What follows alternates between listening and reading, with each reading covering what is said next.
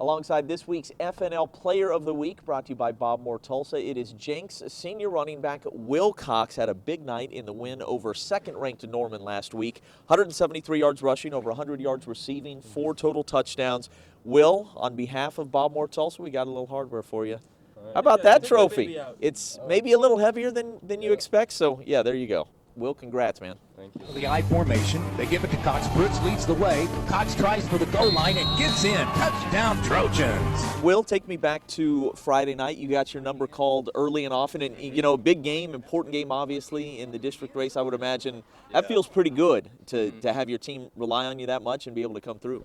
Yeah, well, I mean, coming out the gate, Grant Lohr got the pick, so we just kind of wanted to take it to him early and kind of set the tone for the game. And my O-line definitely did a great job of opening things up throughout the game, and then that led to some of my pass plays at the end of the game too. Down to the 20, down to the 10, down to the 5, and into the end zone. Touchdown, Trojan. All right, you guys are still writing this story, but it was jarring to see Jenks start the season the way you guys did. You know, and here on this field to lose to Bixby by 50.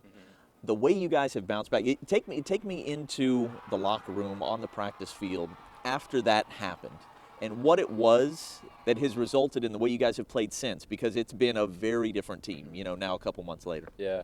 Well, coming off the Mansfield game, the first game of the season, I think a lot of our younger players and just everybody in general are kind of riding high. So the Bixby game was definitely eye-opening to everyone that we're not just going to come out here and beat people because of the name on our chest. Sure. So we definitely, the seniors kind of, because 2 years ago we went through the same thing, 0-4 start, so we kind of knew what had to happen, and we kind of took the reins, and with the coach's help, and we just kind of made it more like we were intentional. We intentionally tried to get better, and we did the little things right.